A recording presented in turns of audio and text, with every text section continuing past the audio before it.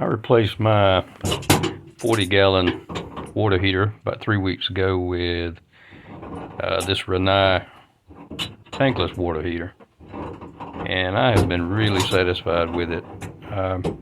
Didn't have the high pressure switch, and I bought a cutoff valve to go in the line there, but I went online and bought a cutoff valve with drains and a high pressure switch, or valve rather, and I already put the one on the hot with the high pressure valve, and I'm just replacing or adding the cutoff and the drain to the cold side today. I still have to run a line from the high pressure valve to the outside, and I'll get around to that, plus a drain for the condensation. But just adding some thread tape to the threads, and I just learned recently. I've always just taken the thread tape and wrapped it around the threads, with the whole thread tape. But I was watching a video on a guy, I think he was in Africa. He was pulling the thread tape, kind of twisting it and wrapping it around, and then he wrapped it around the threads. And I learned that's actually the proper way to do it. You want to put it in the threads and then wrap the whole thread tape around it. So you're never too old to learn something new.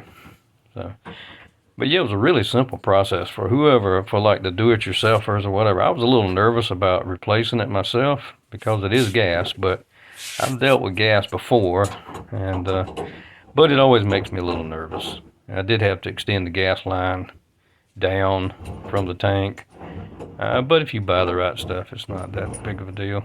And this was all a really simple project. It took me some time because I'm not a plumber. But I used PEX pipe, which made the project a lot easier. I love that stuff. I tell you, it can be a little expensive when you start getting the fittings and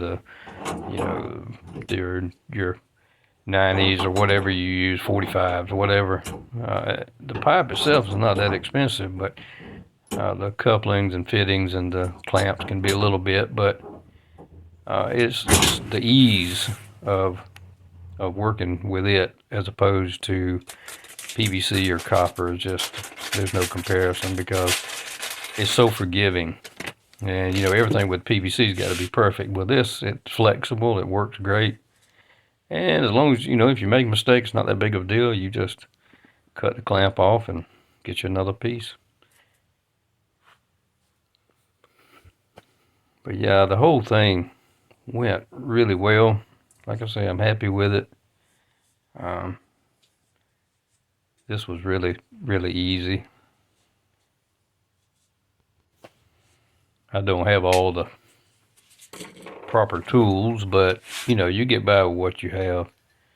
I used a pair of vice grips to tighten it. I didn't have a wrench quite big enough, but I did, and I have a pipe wrench, but it's a massive pipe wrench. It's too big for this. So, and you don't really need anything special. As long as it works,